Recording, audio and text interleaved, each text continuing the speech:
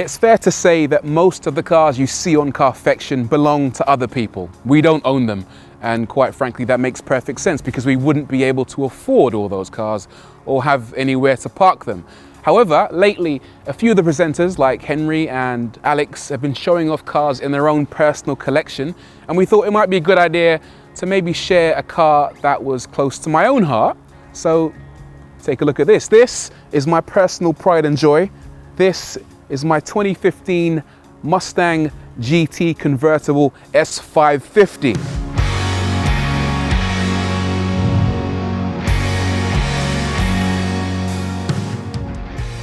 People say, can you daily drive a 5-litre Mustang? And I say, damn right, I do everything in this. I do the school run, I do the weekly food shop. You can catch me in Tesco, come say hello.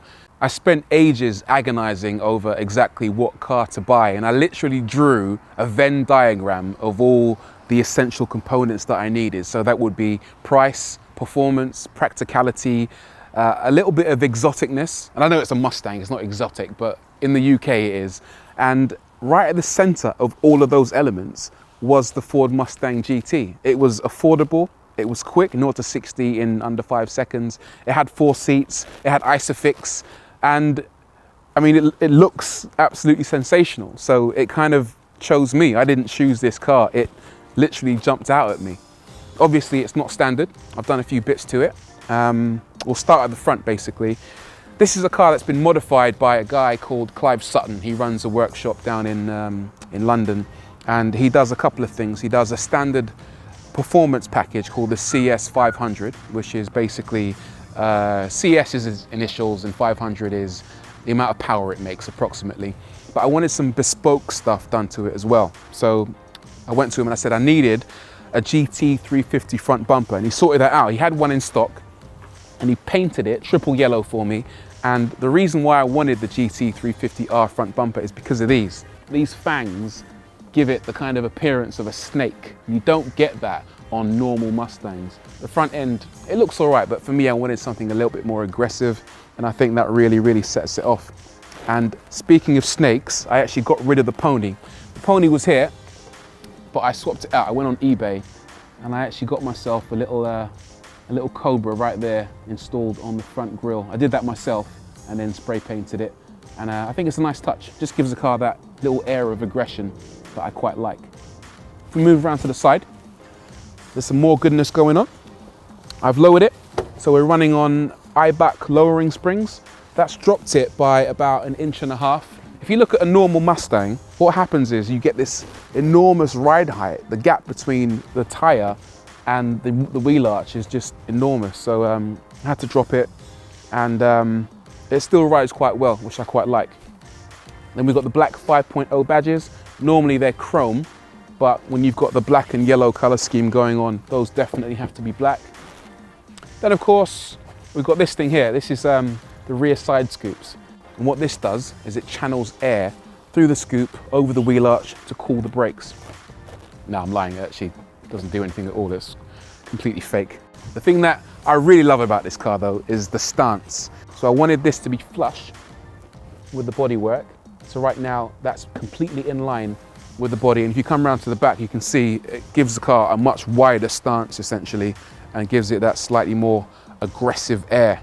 Most of the modifications that I've made have been done in order to kind of improve the aesthetics of the car. But as much as I love to look at it all day, I've actually got somewhere to be. So we'll jump in, and on the way to where I'm going, I will tell you a little bit more about the motor. Oh, and with a convertible, you get to do this. I'm not doing it, I'm not doing it.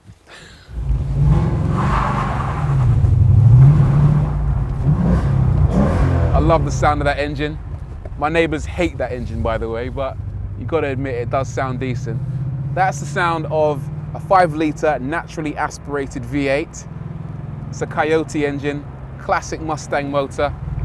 And obviously it's not standard. I've done a few bits to it. First thing I did was I threw on a cold air intake, an aftermarket model. One of the coolest things I've put into this car is definitely the Lund Racing N-Gauge tuner. It's an engine tuner, and basically on a normal Mustang you have 3 air vents on the dashboard, but I've ripped out the central one and I put in this tuner, and that allows me to install a custom tune in the engine to help it make more power. But one of the things it does as well is it also gives you these very useful gauges. So as well as having your, I don't know, your RPM, your battery voltage, it also shows you things like your true speed. As for the exhaust, I had to get my exhaust changed. So I went out there and I got a Quicksilver exhaust. It's an X-pipe, it's a catback system, which basically means the catalytic converter is still there, but everything from there backwards is aftermarket. All in all, I think it's cool, man. I think it's a really cool car. It sounds good, it's fast, it stands out. One of the things I've noticed is that it gets a lot of reaction from people. So you can be driving around town and people, you know, they'll smile at you, they'll give it one of those like, you know, you get people in other Mustangs when they drive past flashing their lights. It's a good community car that people just dig seeing, especially younger kids. So earlier on, I told you I was on my way somewhere special.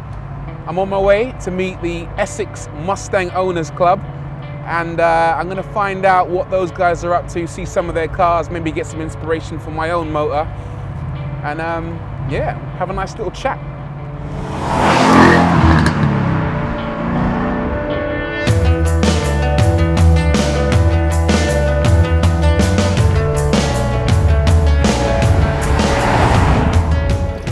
The Essex Mustang Owners Club is what I affectionately refer to as the Stang Gang. Everybody in the group owns a Mustang, whether that's old, new, V8, EcoBoost, whatever. They all love American muscle.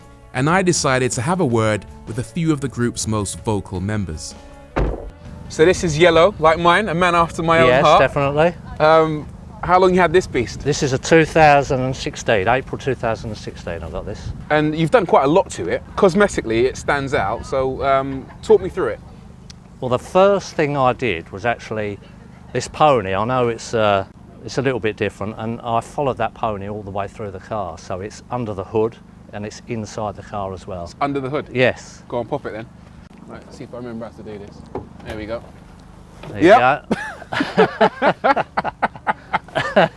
See, that's extreme. No one's going to see that. Well, I sort of colour coded the engine bay, and I thought, I'm showing that off. This looked a bit drab, so I thought, what could I do? I know what, I'll follow the pony, and that's what I did. I just followed it through the car. You got some really cool cosmetic modifications. You got the dead pony there. Yeah, the dead pony, yeah. I see that's also on your headrest. On the headrest and in other parts of the interior, yeah. Great.